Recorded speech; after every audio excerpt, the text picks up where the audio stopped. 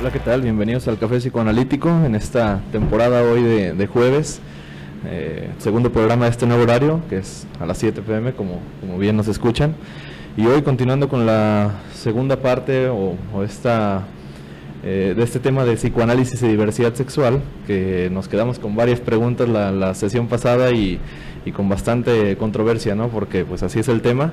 Y ofrecemos ahora algunas visiones. Ya aquí nuestros invitados que ahorita presento nos daban otras pautas también, nos explicaban varios conceptos que algunos nos eran incluso desconocidos, y bueno, estuvo bastante interesante. Así que bueno, mi nombre es Octavio y me permito presentar primero a Domingo.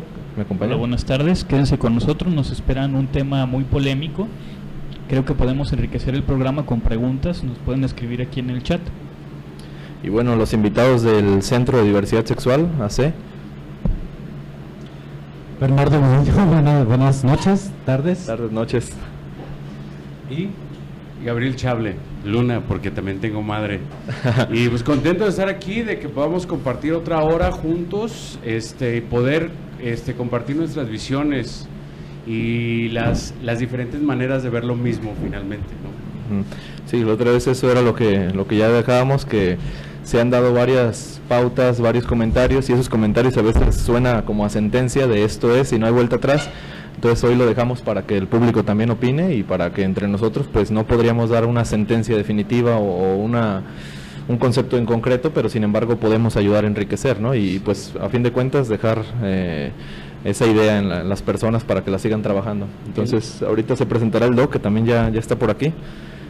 Sí, lo he dicho con anterioridad, finalmente no hay respuestas fáciles para muchos temas, no. Pero si somos capaces de dejarle a las personas preguntas para que se sigan haciendo, para que se sigan formulando y traten de buscarle una respuesta desde su vivencia, desde su sentir, desde lo que han vivido, van a tener una convicción propia, y eso me parece más importante, porque en el momento en que a una persona le inculcamos la duda, le estamos dando la posibilidad de que pueda buscar a cuenta propia una respuesta que le satisfaga. Finalmente, yo no puedo tener, como dices tú, una sentencia definitiva sobre el tema, porque finalmente mi realidad no es la misma la del resto del mundo, ¿no? Pero fíjate cómo es, perdón, Domingo, cómo es muy bueno tener este tipo de foros para que entre todos lleguemos, si no a una verdad concluyente, si a algo muy que nos atañe a todos y que lleguemos como a un consenso, ¿no? Y esto es muy importante, pues que la gente también participe. Yo creo que cada quien tendría su realidad o su verdad. De hecho, en el psicoanálisis llamamos realidad psíquica a esto. La verdad absoluta nadie la va a tener. La verdad que conocemos es lo que opina la mayoría, y eso es, en cuanto más gente esté en común, se puede decir que es una verdad, pero cada quien va a vivirlo de manera diferente. Pero sí creo también que es importante ir eliminando aquellas cosas de las cuales ignoramos, ¿no? Como para formular algo como más concreto y más justo en realidad para todos y todas. Bueno, y qué mejor esto como preámbulo, y le cedo la voz al Doc para que también aquí se presente y lo escuchen. Muchas gracias a todos, bienvenidos otra vez, Gabriel, Bernardo, ¿cómo están? También tenemos aquí de invitados, Domingo, Octavio, a Román de Los Espantalocos. Vente tú también para que aquí opines sobre el tema. Al cabo tú sí sabes, eres del ambiente, Román. Bueno. Muchas gracias, doctor Gerardo, y bueno, aquí enviando saludos a todo el público, aquí Román Hernández. De una vez, ya que te vas a quedar al cabo, sobre tu evento del CUEP. Sí. Así es, estamos lanzando la invitación al público que estén interesados en los estudios de psicoanálisis. CUEP, Centro Universitario de Estudios de Psicoanálisis, los invita al Congreso Cuepiano, que se llama el tema Actualidad. Vamos a tratar diversos temas de psicoanálisis, entre ellos los retos que hay en psicoanálisis, la tecnología y el amo. Se van a abordar muchos temas interesantes que se van a llevar a cabo el día 22 y 23 de mayo en el Centro Universitario de Ciencias de la Salud, a partir de las 11 de la mañana, con costo de 50 pesos general, pero para estudiantes con un costo de 20 pesos. ¿Y no nos invitaste, Román? Qué mala onda, de verdad. ¿Hay alguna página o algo para que puedan checar esa información? Sí. Pueden buscarlo en el se llama en CUEP, ahí donde pueden encontrar más información, o también en el Centro Universitario de la Salud, ahí también van a encontrar así CUEP, ¿verdad? En Facebook diagonal. Y bueno, ahorita haciendo ese anuncio también aprovechamos para que entren a la página del Café Psicoanalítico, es Café Psicoanalítico Radio, entonces así lo ponen, facebook.com, diagonal Café Psicoanalítico Radio, ahí estamos haciendo la publicidad de los próximos programas y al igual que hay programas previos, para si quieren más del café, pues ahí, qué mejor que escuchen algo más. Y bueno, ya dimos un preámbulo y nos quedamos, bueno, ahorita me surgía, conforme que Domingo ya abordaba un poco de psicoanálisis, ¿no? Y hablando de estas verdades, pues hoy tenemos aquí la visión tanto médica, tanto psicoanalítica, tanto de la parte de las leyes, y bueno, y la opinión aquí de nuestros invitados, que pues ellos lo están viviendo a diario, para ir haciendo un conglomerado, ¿no?, de información. Es lo que decíamos, a fin de cuentas, si no podemos ofrecer una verdad suprema, una verdad completa, sí podemos ofrecer información para aquella verdad falsa que tengan, pues se desvirtúe, ¿no?, y ya puedan seguir pensando. Nos quedamos con dos temas y bueno, antes de entrar a esto que era la adopción y matrimonio, que hemos como subtitulado el programa esta vez así, diversidad sexual y adopción y matrimonio, pues antes dar una pequeña pauta de lo que fue el programa pasado, hablábamos de estos conceptos. Me quedé con una duda, ayer yo platicaba con unas amigas, sí. Me decían que el término gay que ya estaba penado, ¿qué tan cierto es esto? No puede estar penado. Finalmente hay que entender de cómo las palabras tienen un poder y tienen una carga propia. Finalmente, hay que entender que hay palabras que han surgido o que hemos tropicalizado a nuestro propio idioma, porque no existe localmente un concepto que nos defina. Entonces, hablan por ejemplo, de homosexualidad. Hay personas que consideran que la palabra homosexual, tal cual, no nos representa a todas y a todas en este concepto de la disidencia sexual. ¿Por qué? Porque finalmente es un término médico. ¿Sí? Finalmente nace como un término médico. Por ejemplo, alguien más, yo comentaba también justamente sobre el término sodomita, y el término sodomita de entrada pues no es incluyente porque trae toda una carga religiosa y cultural que realmente no aplica en este momento ni en esta cultura. Y finalmente la identidad, como la palabra gay es una identidad política, es decir, en el momento en que nace la palabra gay surge como una identidad que le da un propósito a un grupo que en ese momento se encontraba sumamente reprimido y que tiene esta carga de poder, ¿no? Con el transcurso de las décadas, bueno, ya lo mencionábamos en el programa pasado, la palabra gay se ha quedado corta para cubrir toda esta gama tan diversa y ahora sí tan amplia de manifestaciones de la diversidad sexoafectiva, ¿no? Y sin embargo, ¿hay algún problema al llamar, por decir, gay a esta comunidad? Porque muchas veces se ha querido, la otra vez hablamos de estas siglas LGBT, y todo lo demás, ¿no? Y hablamos pues ahí en esto de los sujetos en sí, pues la lesbiana, el homosexual, el transexual y demás, ¿no? Ajá. Y muchas veces la palabra gay, o el concepto más bien, se utiliza como para toda esta comunidad. En vez de decir esta de diversidad sexual, ajena a la heterosexualidad, decíamos, se utiliza así como la comunidad gay, ¿no? Y tratan de englobar a todos. ¿Hay algún problema o está mal usado entonces el término? Desde mi vivir y desde mi diario hacer, yo creo que no. Yo tampoco, yo más bien creo que es una cuestión política de visibilidad, ¿no? De trabajo que han hecho la lesbiana, las personas trans, etcétera, pero yo creo que de forma categórica, así como para algo muy común y una plática amena, por ejemplo, una palabra gay sería como muy general y no habría ningún problema. Fíjate, hace unas cuantas horas estábamos en una junta de profesores y pues de repente salió pues un contratiempo, ¿no? Que salió que vamos a usar unos gafetes de un color como fuchsia y entonces el expositor dice un color medio putón, y yo alcancé a oír a un profesor que estaba allá al lado que dijo, no, ni digas porque te meten al bote, ya no se puede, ya no se debe, y entre ellos se agarraron discutiendo, ¿no? Digo, bueno, ya por lo menos ya es algo que despierta, por ejemplo, ya un cuestionamiento, ¿no? Sí. Y eso es bueno. Una de las cosas que con mucha frecuencia yo le comento a las personas con las que compartimos este tipo de visión, tiene que ver justamente con que somos una cultura que estamos educada a no cuestionar. Porque si educas, va a chingadazo, va a cachetada o te voltean las jetas a la nuca, decía la Monches, mi abuela. O sea, ¿quieres que te tuerza el hocico a la nuca? Respóndeme, ¿no? O cuestiona lo que te estoy diciendo. Y yo creo que de esta cuestión en la que nosotros como mexicanos, la mayoría de nuestra cultura o de lo que se nos ha transmitido ha sido a través de la madre, y donde somos una cultura misógina, todo esto se va permeando para hacer que las situaciones de las que estamos hablando tengan muchos vértices y muchas maneras de verse, desde muchas maneras diferentes de vivir y de sentir.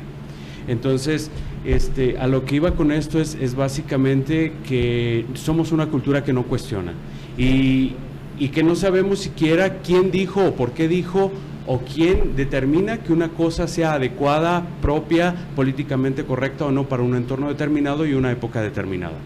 ¿Sí? Entonces, si estamos hablando de que alguien puede decir que la cuestión LGBT, del colectivo LGBT, en este momento, en esta época no es correcto, ¿con qué autoridad lo dice o con qué se sustenta? Entonces, en el momento en que le permitimos a las personas hacerse este tipo de preguntas, es cuando tienen de alguna manera la apertura para ver las cosas de una manera diferente, desde su propio entender y desde su propio sentir y vivir, por supuesto. Y siguiendo con esta recapitulación, hablamos, el programa pasado se dejaba una pregunta al aire que yo asemejaba con otras disciplinas, en esta cuestión de nace o se hace, ¿no? Y decíamos que más bien había 4 vertientes, que era como para darte cuenta de la realidad o de tu orientación sexual, ¿no? ¿Podríamos recordar cuáles eran esas 4? La cuestión biológica, sexo biológico, identidad de género, práctica sexual. Biológica, identidad, género y práctica. Okay. Yo entiendo identidad desde la vez pasada, corríjame si me equivoco, que sería algo así como el rol, como, digamos, ¿cómo decirlo? Como el rol paterno, materno que nosotros tratamos a veces de adaptar. Entonces la identidad se identifica más con el papá, entonces se podría decir que toma como el rol paterno. Se identifica más con la mamá, podría ser como tomar ese rol más materno. Yo creo que como ustedes, ¿no? En el aspecto psicoanalítico abordan mucho esta cuestión de la identidad, inclusive pues eso aplica a cualquier género, a cualquier orientación sexual, en cierta forma. Entonces yo creo que sí viene siendo como una cuestión aprendida, pero que también te identificas con esto, ¿no? Y es totalmente cultural. Digamos que identificar sería como hacerse idéntico a... O hacerte, compararte con algo que te guste y lo asumes como tal. Una acotación importante aquí tendría que ser justamente la que tú mencionas, la identidad sexual tendría que ver con quién me identifico yo, ¿sí? Y la cuestión del género sí vendría a ser justamente el rol que en este contexto sociocultural se nos asigna en el momento en que cuando nacemos y dice si tiene pene y testículos, pues es niño y entonces va a ser de esta o cual manera. Y si tiene vulva, labia, entonces va a ser una mujercita. Entonces se le va a crear desde las palabras que se usan para identificar a una persona que acaba de nacer. Desde ese momento trae toda una carga en el que se va determinando cómo se espera que esa persona se comporte. Entonces, identidad sería con qué me identifico yo, cómo me siento yo, y entonces género sería el rol que se me ha asignado a partir de lo que hay entre mis piernas. Fíjate, ahorita me estaba acordando de este término cibernético actual que se está manejando mucho en las redes, ¿no? El término de princeso, ¿no? Ese vendría a caber como en el aspecto de identidad también, en el aspecto de género, que lo vas aprendiendo. Dicen, bueno, ¿qué es un princeso? Una princesa nos queda claro que es una niñita que desde siempre vio películas de Disney, se le retroalimentó con todo este bagaje cultural y ahí genérico, y entonces ahora resulta que también hay princesos. La verdad, desconozco totalmente sobre el tema. Yo creo que finalmente va a ser una nueva etiqueta, como muchas de las que surgen de repente y que entran en desuso porque finalmente no tienen una base en que sustentarse y decir esta palabra sí puede seguir. Pero la verdad desconozco de qué vaya. Bueno, ahorita que hablamos de este rol, la vez pasada también decíamos, realmente se juega el rol dentro de estas parejas, tanto homosexuales, lésbicas, bisexuales y demás, se juega un rol realmente que se distinga, uno de la pareja es así y otro de la pareja es así, siempre. Creo que tendríamos que ser más específicos para no caer como hacemos en los clichés. Me gustaría que pudieras la pregunta hacerla más específica y según lo que yo entiendo es muchas de las personas que de repente conocen a una pareja, ya sea de mujeres o de hombres, en este caso, o cualquier tipo de pareja que no cumpla con el canon local de ser hombre-mujer, sí, tienen la expectativa de que cada una de las personas va a asumir un rol similar de acuerdo a la apariencia y a lo que se dicta localmente. En este caso, si entiendo bien lo que me estás preguntando, es a una pareja de hombres le van a preguntar ¿y quién de ustedes dos la hace de mujer? Sí, sería como la pregunta más mundana, ¿no? Porque creo que ahí es donde está el error, tratar de conglomerar, más bien de asimilar ese conocimiento nuevo de las parejas, tanto homosexuales, lésbicas y los demás conceptos, en una pareja que nosotros conocemos como heterosexual. Entonces ahí yo creo que viene, pero siempre nos es como esa pregunta, ¿no? Ahorita que la haces tú, ¿realmente alguien juega el papel como femenino o masculino? Es una pregunta a lo mejor que se repite y a lo mejor que está mal. A lo mejor la contestación ser, es que es completamente diferente y nadie lo juega. Ahorita lo dejo como preámbulo porque vamos a entrar al tema de adopciones, ¿no? Y va a tener que ver muchísimo con eso. No sé si siquiera sea importante, porque finalmente tendríamos que entrar en la cuestión de lo que es realmente privado. Lo que tú hagas en el interior de tu habitación con la persona con la que compartes tu cuerpo. Más allá de lo sexual. Sí, más allá de lo sexual incluso, es asunto tuyo. Pero yo no ubico que alguien tuviera que exponerse a estar respondiendo cómo se siente dentro de una pareja. Y aclarando que nosotros de ninguna manera tendríamos que asumir un rol como para parecernos a las parejas heterosexuales que son socialmente aceptadas. Eso quiere decir, desde donde yo lo vivo, que si yo, Gabriel Chable, tengo una pareja hombre, no voy a en algún momento entrar a discutir si él o yo vamos a hacer el papel del proveedor de la casa o de estos clichés, o si alguno de nosotros se va a quedar en la casa a atender al otro. Esto finalmente no es una cuestión que haya que discutirse o que haya que visibilizarse, porque son como fantasías que la gente se ha hecho para de alguna manera poder entender de qué se trata una pareja lésbica, gay, bisexual o trans o lo que aplique, ¿no? Yo creo, Gabriel, que en el aspecto interno para un gay creo que no es tan relevante, pero para afuera sí. Te digo porque, y tú lo sabes, que la cuestión de la misoginia, o sea, el hecho de que una persona, de una pareja homosexual que asuma el papel femenino, como muchas personas heterosexuales se lo cuestionan a alguien, a una pareja, entonces dicen, entonces si tú eres la mujer, tú eres la pasiva, la parte receptiva, de hecho incluso puede ocasionar un poco más de homofobia mezclada con misoginia, porque viene aquí la cuestión de género también, ¿no? Incluida.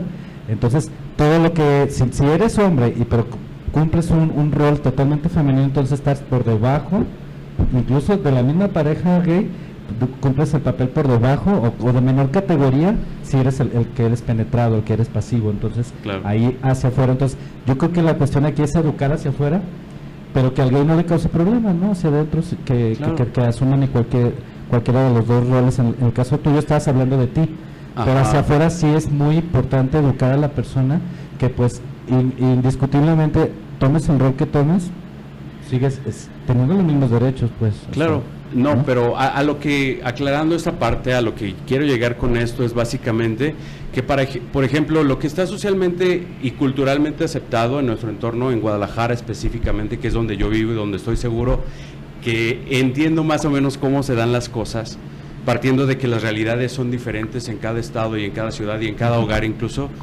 es que para la vivencia heterosexual hay todo un esquema escrito, hay un guión incluso desde que naces, y lo mencionaba hace rato. En el momento en que nace una persona y le ven la entrepierna, dicen, tú vas a ser así, y tan obligados están las personas a cumplir con ese esquema, que si es una niña, le van a decir, a ver, póngale los aretitos, ¿sí? Porque si no trae aretitos, no es niña.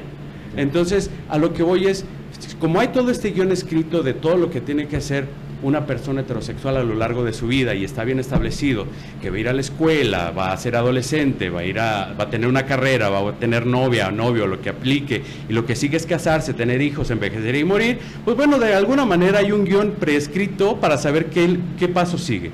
Sin embargo, en el momento en que una pareja del colectivo LGBT se enfrenta a una situación de compartir su vida con una persona o varias personas, si así lo deciden, por supuesto, es cómo voy a construir para que eso que a los heterosexuales les funciona, me funcione, pero que no tenga yo que parecerme a esas relaciones. Entonces es un proceso de construcción y es justamente, perdón si se oyó de otra manera, pero realmente lo que quería compartir era cómo una pareja del colectivo LGBT tiene como chamba construir, porque finalmente los patrones establecidos para las relaciones heterosexuales a muchas y muchos de nosotros no nos funcionan.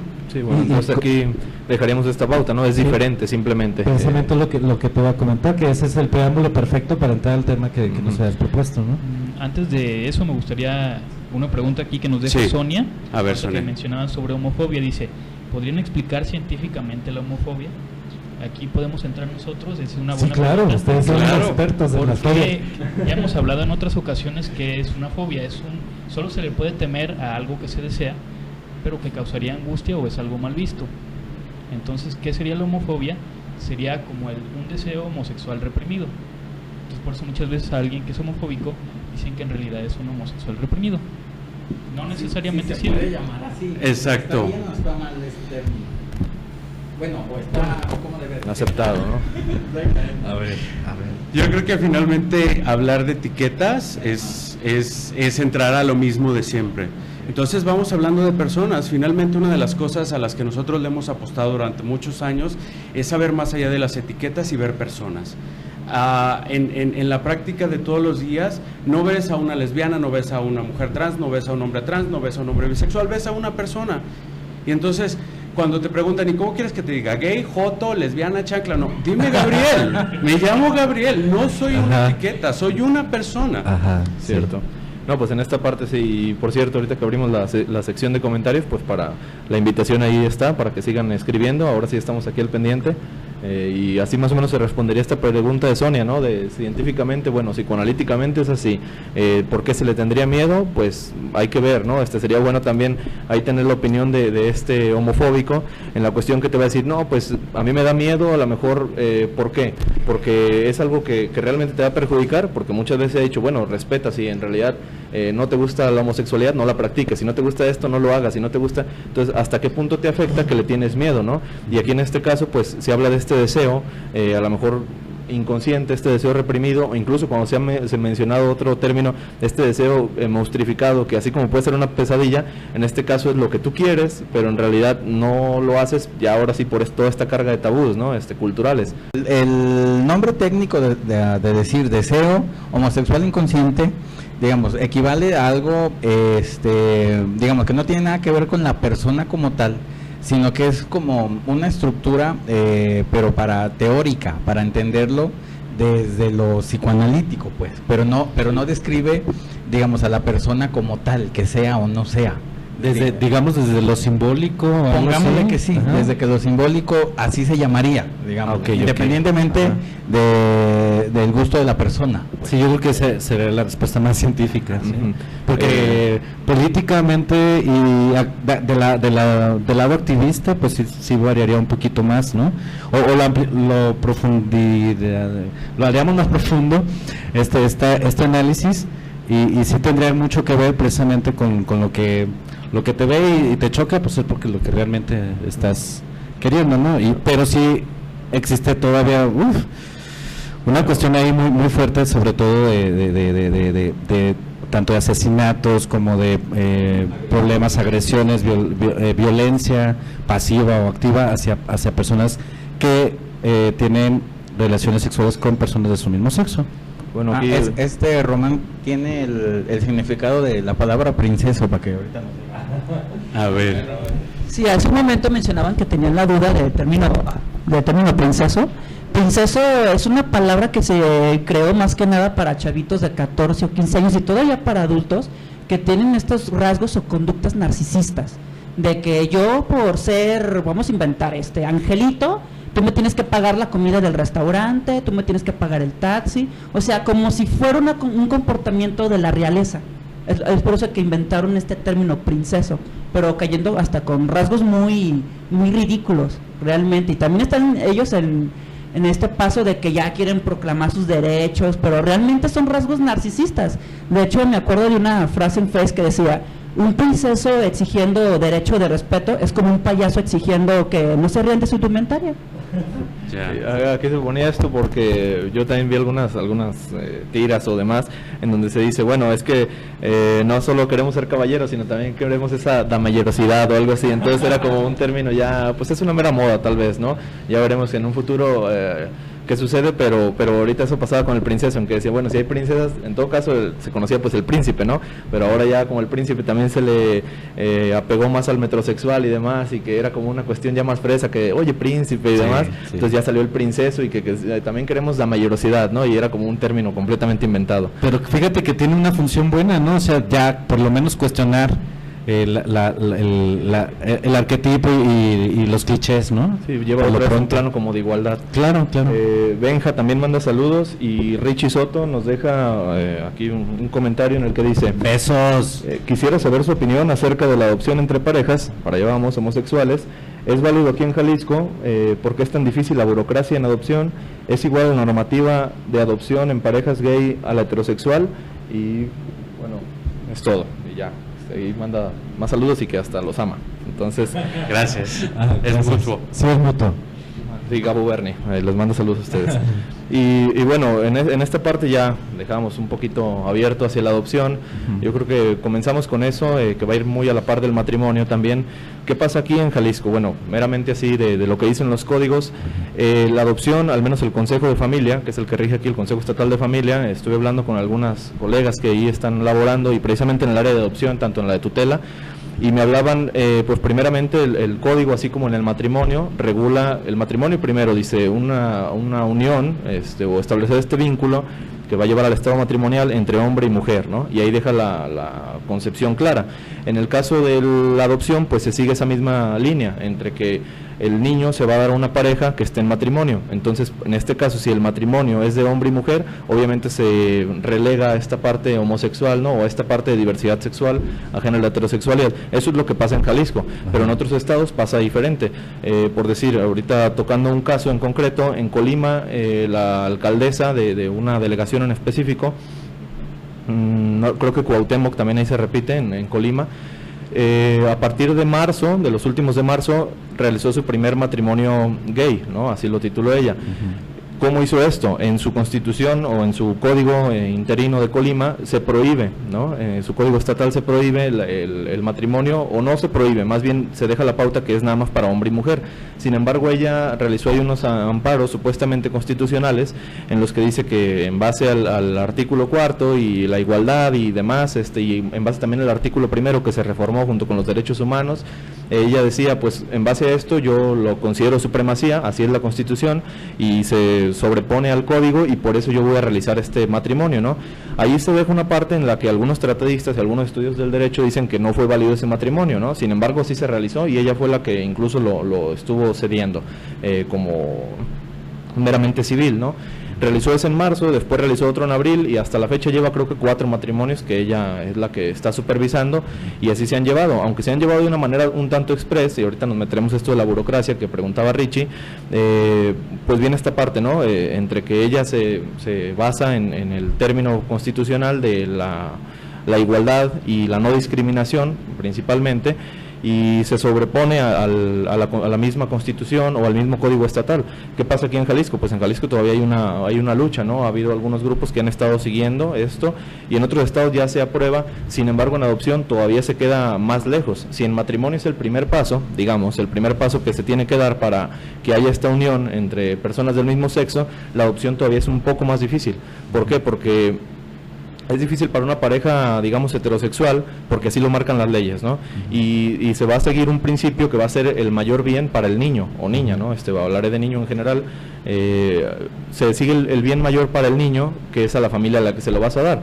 Es por decir, una pareja heterosexual se presenta, no puede concebir y dicen, bueno, queremos un niño, no se va a seguir el deseo, en este caso si puedo usar esa palabra, de la pareja de porque yo no puedo tener hijos, quiero un hijo. No, se va a seguir el deseo del niño de tener una familia. ¿Y cuál familia? La mejor, ¿no? Entonces, en este caso, ahí entramos en esta disputa. Esto es lo que pasa en Jalisco. En Jalisco así está todavía, no se pueden consumir estas como matrimonio, digamos. Sin embargo, hay otros términos, como se ha llamado sociedad o se ha llamado unión, y bueno, ya un poquito más, con más conceptos, pero en sí es una unión o una sociedad, ¿no?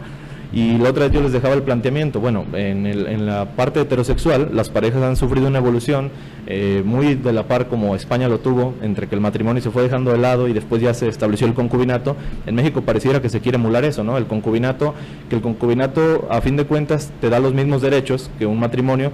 Sin embargo, el único detalle que yo le vería como abogado meramente sería que es más tardado. Digamos que tienes que esperar un tanto de años, en este caso de 5 a veces, para que esos derechos se te puedan respetar. Ahora, a nivel de juicio, pues va a ser diferente al que llevarías a un juicio por matrimonio, ¿no? En el caso de que quieras tu derecho de alimentos, este caso incluye vestimenta, los mismos alimentos, la educación, así es como se le constituye. Y en este caso ya va muy de la mano a lo que puede ser un niño, ¿no? Que se tuviera en este matrimonio. Entonces, esto es lo que pasa. Del matrimonio se va al concubinato, y yo les hacía la pregunta la vez pasada, sí, si se hiciera una figura jurídica, en este caso se les llaman instituciones, diferente al matrimonio, pero que estuvieran los derechos protegidos, que es a fin de cuentas el propósito del derecho, ¿se aceptaría? Porque muchas veces la pelea ha sido de nosotros queremos el matrimonio porque queremos estar a la par, ¿no? Claro. Entonces, pues ahí entra esta pregunta, ¿no? Si se abre una nueva institución, ¿se aceptaría como tal, con que se estén protegidos los derechos, aunque no se llame matrimonio? Mi convicción personal es y va a seguir siendo que el matrimonio debe de ser igual para todas y para todos. Porque entonces, desde esa perspectiva que estás planteando, tendríamos que generar una figura jurídica para las personas que tienen el cabello negro, para las personas que tienen el cabello rizado, para las personas que miden menos de 1,50 o que miden más de 1,80, cuando son características inherentes a tu ser. Entonces, estamos hablando de, cuando hablamos de igualdad, hablamos de que todas y todos tenemos los mismos derechos.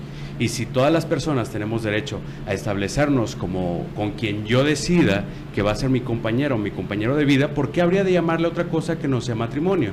Bueno, aquí se abre la pauta en la que, como contrarrespuesta a esto, sí, el matrimonio se ha dejado, dentro de esto que yo explicaba, el vínculo jurídico, se establece el estado matrimonial, hombre y mujer. Otra de las características que se subraya, dice, el matrimonio como objetivo como tal es la procreación, ¿no? Entonces, esa es la parte que dice el matrimonio. Ahora, ¿qué pasa con las parejas heterosexuales, ¿no? Que no se llamarían matrimonios, ahí habría como una discriminación, digamos, si se puede usar esa palabra, claro, con las mismas parejas heterosexuales, más allá de que también con las homosexuales, lésbicas y demás. En esta parte, cuando se pone esto, el principal punto objetivo del matrimonio es la procreación. ¿Cómo se deja las parejas heterosexuales? No es de que a ellas no se les discrimine, a ellas, digamos que esta discriminación viene en el punto en el que es un impedimento para el matrimonio, si se llega a comprobar, y también es un causal de divorcio. Entonces, como tal, el matrimonio, la institución jurídica es la procreación. Y a mí se me hacía interesante un comentario que me hacía una amiga la semana pasada, sí, en el que me decía, bueno, y aquí les canalizo la pregunta a ustedes, ¿no? Porque yo dije, bueno, ya eso lo haré en el programa. Sí. Me decía, oye, en todo caso, la pareja homosexual, la pareja lésbica, la pareja bisexual, digamos, esta pareja del mismo sexo, al reconocerse como tal, al aceptarse como tal, sabe que biológicamente le es imposible concebir. Entonces, eso es una mentira, finalmente, porque yo estoy entero y estoy funcional. Bueno, entre ellos mismos, ella era lo que... bueno, eso es otra cuestión. Y entonces su pregunta era, si ellos se aceptan que nunca van a poder entre ellos tener un hijo, ¿verdad? Sería la pauta, ¿por qué buscarlo?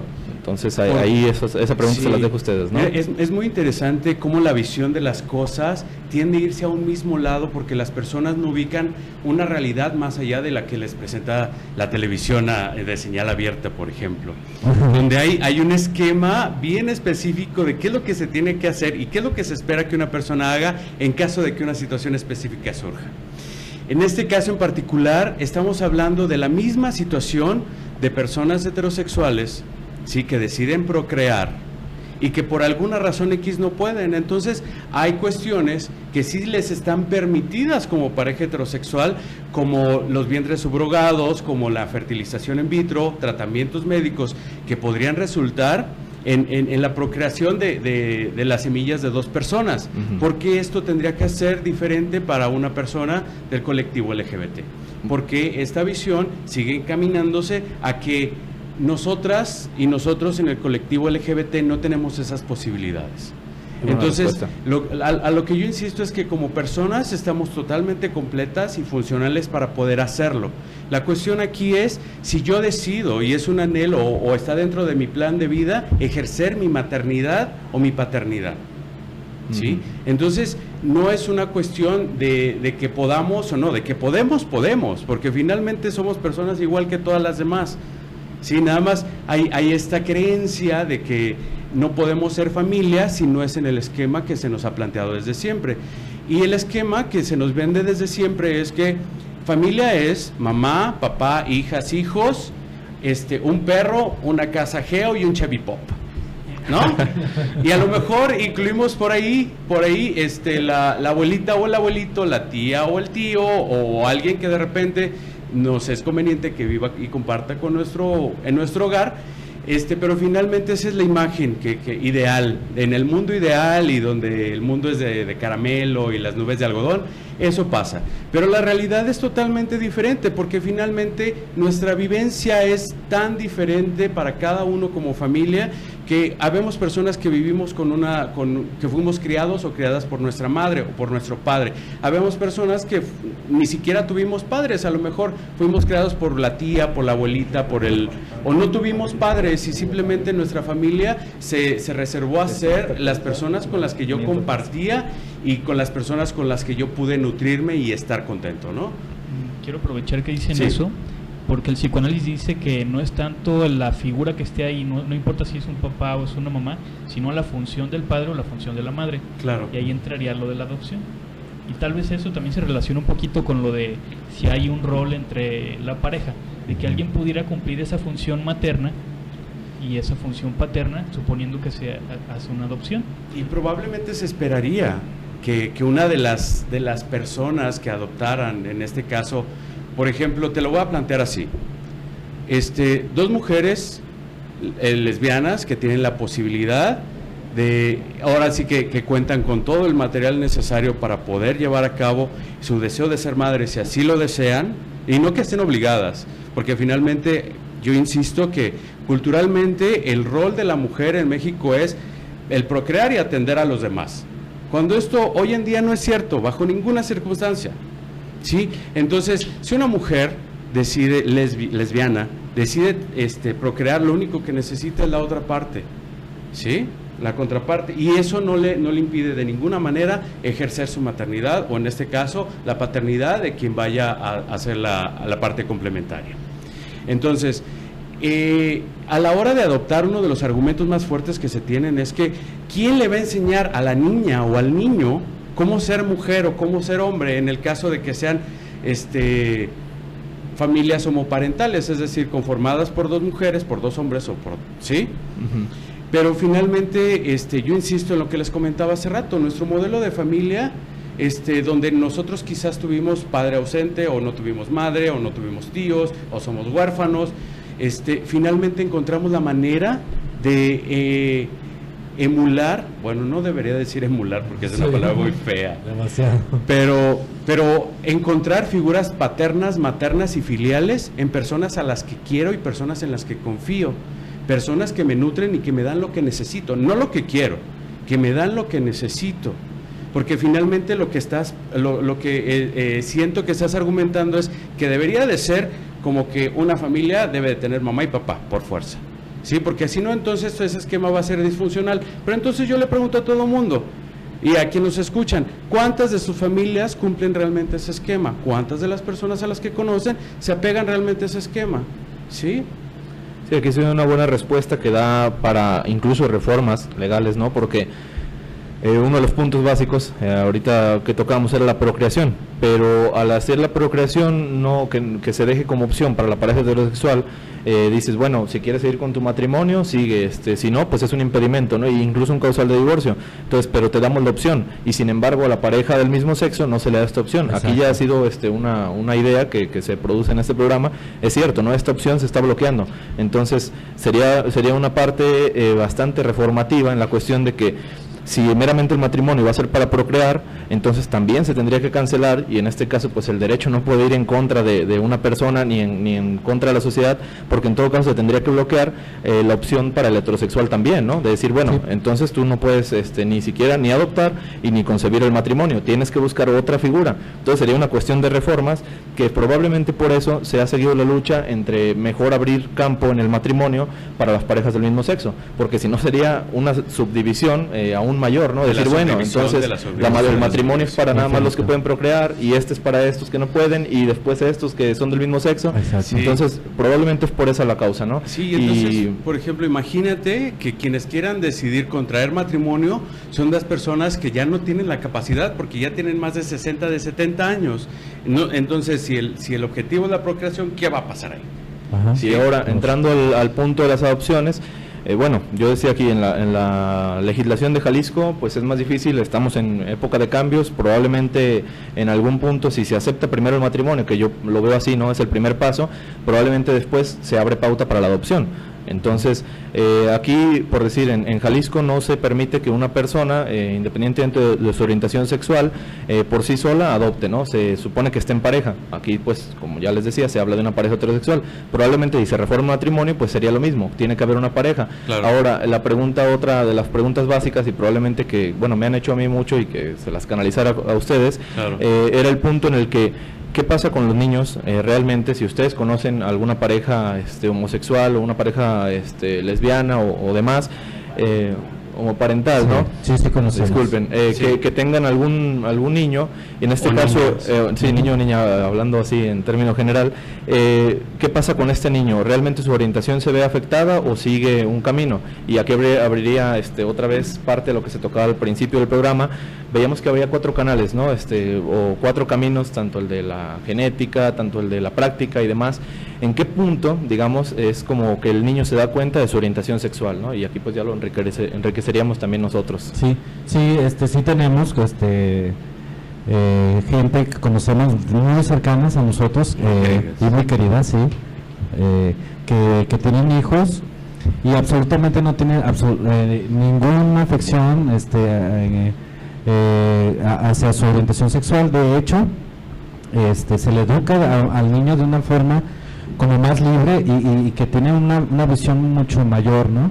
Y esto tiene mucho que ver también pues con lo que viven los papás, y obviamente lo que sí nosotros estamos como apostándole mucho a que precisamente se haga esto no solamente en parejas homoparentales, sino en cuestiones más de cualquier tipo. Y fíjate que hace poco salió una película que se llama La Otra Familia, es de un director mexicano, y es muy buena porque sí cuestiona. Por ejemplo, yo los puse a ver ahí en la casa, en su casa, a mi familia, y sí se cuestionaron muchas cosas y les cayó muchos veintes y me hicieron muchas preguntas que realmente me hicieron pensar que se está abriendo un poquito más acerca de este conocimiento, ¿no?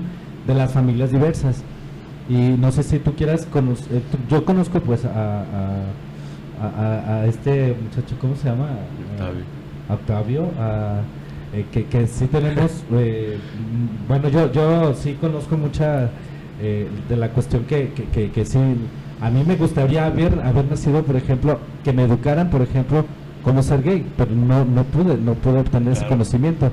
Sin embargo, ellos nacieron en una pareja homoparental y sí van a tener como todo ese razonamiento. Si deciden ser heterosexuales, homosexuales o lo que sea, yo creo que los papás tienen mucha información para hacerlo. Pues sí. Y bueno, la otra parte de esta misma visión tendría que ver con preguntarle a la gente y más a las personas del colectivo LGBT que nacieron de familias heterosexuales, cómo es que la heterosexualidad de sus padres y sus madres no les afectó tanto que terminaron siendo heterosexuales también, ¿no? Sí, es la misma Es cara la de misma historia. la otra cara de la Entonces, moneda, ¿no? Sí, claro. Finalmente es como sabes que no te afectó tanto el que tu papá y tu mamá fueran heterosexuales para que tú también lo fueras. Entonces, finalmente no es una cuestión de que se te pegue o te lo inculquen, finalmente es una cuestión de decisión personal y no es algo que se cultive, es simplemente algo que siento desde que estoy pequeña, desde que estoy pequeño. Okay. Y no hay, al sol de hoy, no hay estudios que demuestren que hijos o hijas de matrimonios o de parejas homoparentales sean homosexuales por esa razón. Pues en conjunto ambas respuestas han quedado de maravilla. Yo creo que así como a mí me contestan algunas cosas, al público también le han contestado demasiado. Sí. Aquí también ya a manera de conclusión con esta pregunta. ¿Cómo que se nos fue la hora? Casi. Oye, yo traía como 3 horas de material. Una pregunta de Hilda que Sí, dice, ¿por qué la lucha, movimientos, etcétera, pro gay? Dice, me refiero a qué es lo que quieren en matrimonio y adopciones. Bueno, ahorita ya tocamos un poco de estos temas, Igualdad. pero ese sería el objetivo. Justicia. Sinceramente, justicia e igualdad. Ujú. Bueno, ahí Sí, contestó pero la pregunta. pagamos impuestos igual que todos y por lo mismo necesitamos derechos, ¿no? Igual que todos. Aquí, por cierto, que Wendy, otra de las aquí colegas del café, Ajá. me mandaba una información de unas sesiones que estuvo yendo, conferencias Sí. sobre estos temas. Le dice, hijos de padres homosexuales, y esta es una, bueno, parafraseando Joyce McDougall, dice, lo más importante no es lo homoparental o lo heteroparental, sino la capacidad de ser padre, y así lo deja, ¿no? Entonces, Sí, aquí cierto. y Joyce McDougall es también psicoanalista, sí, ¿verdad? Sí, Sí. así como no hay manual para ser padres, ni para ser gay, ni para ser heterosexual, entonces como que... Sí, y esa pregunta aplica para todo el mundo y Ajá. cuando hablamos, por ejemplo, de la paternidad lésbica, gay o trans, hablamos de ¿estamos preparados para ser madres o padres? Quizá no, pero podemos llegar a serlos, claro que sí, Claro. definitivamente. Yo creo que finalmente hay cosas que se van construyendo sobre la marcha y son actitudes y son talentos que voy a ir adquiriendo conforme los voy necesitando. En realidad yo creo que muy pocas personas estarían 100% listas para ser padres. Pues sí. yo creo. Es algo que sucede, ¿no? Aún planeándolo, es algo que simplemente sucede y a partir de ahí Claro. empieza el trabajo de padre. Aquí una pregunta de José Barbosa, dice que vive una vida totalmente gay fuera de casa, y aquí la pregunta y más buscando yo creo su consejo, dice que sabe que de antemano en su casa no se llevan bien con este tema y que si la estrategia de salir del closet en casa si es buena o mala, ¿no? Que él fuera de casa lleva esta vida completamente gay, pero dentro de casa sabe que el tema no es algo apropiado. Ajá. Y entonces ahí está como de alguna manera reprimido. Entonces, Yo creo que cada quien tiene su tiempo, ¿no? Pero sí, debería tener un punto de referencia para que vea cómo lo han enfrentado otras personas, ¿no? Y yo creo que cada quien, bajo las circunstancias que le rodean, es como lo va haciendo. Pero sí es necesario que se entere que hay organizaciones que le pueden apoyar, ¿no? Ujú. Sí. Finalmente la salida del closet es una cuestión muy personal Sí, y no hay una total. fórmula escrita para poder salir. Lo que sí yo cuestionaría es ¿para qué quieres salir del closet? ¿O qué ventajas o desventajas hacer ese balance te traería el vivir fuera del closet? Hay personas que viven en el closet porque temen a perder su trabajo, temen a que los corran de su casa, temen incluso por su propia vida. y bueno, este punto ya es una consideración del mismo, ¿no? El hacer Claro. esta pregunta, el incluso estarlo considerando, pues hay que ver, Sí, como ustedes para- dicen, ¿para un qué? autoanálisis a fin de cuentas. ¿Para qué quieres salir? ¿Qué ganancia tienes con salir? Y si realmente el salir te traería más beneficios que cosas en contra. Pues Y si ahí es el está. momento, porque finalmente nosotros cuando nos damos cuenta o ya estamos realmente asumidos como lesbianas, gays o trans, de repente lo que queremos es salir al mundo y a lo mejor no es el mejor momento. Habrá que empezar pasito a pasito y con las personas que yo sé que pueden ser aliadas o aliados para... Exacto. Sí. 2 minutos para las conclusiones. 3. Bueno, ahí está la respuesta para José Sí. Barbosa, y no sé, ahora sí, conclusiones, que hemos estado concluyendo, ¿no? Bastante con todas estas respuestas. Tenemos una página por Facebook que es el Centro de la Diversidad y los Derechos Sexuales, CDDS, CDDS. en el Facebook, y ahí pueden contactarnos, también pueden escribirnos inbox y también podemos platicar con ellos, ¿no? Sí, yo creo que de cualquier manera les dejamos ahí los datos en Café Psicoanalítico Radio, claro. Para ya añadirlos, y pues la gente que esté interesada, pues que se ponga en contacto, ¿no? Adelante. Entonces, Con mucho ahí gusto. lo pondremos para que así, si no se alcanzan a aprender todo eso, en facebook.com/Café Psicoanalítico Radio dejamos tanto esto, tanto lo de las conferencias, que es Otra vez. una... Sí, ¿Cómo se la titula? invitación al Congreso de CUEP, que es con el tema actualidad, donde se van a abordar diversos temas de psicoanálisis, entre ellos psicoanálisis y retos, y tecnología y el amo, en el Centro Universitario de Ciencias de la Salud, días 22 y 23 de mayo, 11 de la mañana. Bueno, ahí dejamos la información. Domingo. Bueno, pues fue un programa muy interesante. Esperemos que nos escuchen también el próximo jueves. Vamos a seguir con temas interesantes. Sí, y pues también dejamos la invitación, ya que viene la especialidad de psicoanálisis, que aquí está a cargo el doctor Gerardo. Ya vamos a dejar todos sus anuncios. También en Café Psicoanalítico Radio dejaremos también la invitación en estos días para que estén al pendiente. Y pues sí, gracias por haber venido, por haber dado tanta información. Poder compartir esta visión de verdad. También nosotros por ahí tenemos algunas grabaciones de programas pasados que tuvimos Gabriel y yo. En el Facebook nos pueden encontrar como Ciudad Erótica. Ahí también pueden escuchar historia de la homosexualidad, sexualidad y espíritu, etcétera, etcétera, etcétera, etcétera. Muy, muy, muy bueno. Pues en eso andamos, ¿no? Próximamente. Ya hablaremos de eso. Ya que nos den 2 horas. 2 horas. Las que bueno. quieran, pues pidan acá. Sí. Bueno, muchas gracias. Muchas gracias a todas y a todos. Pues ha sido un placer y a fin de cuentas somos personas. Eso Aquí sería. andamos, muchas gracias.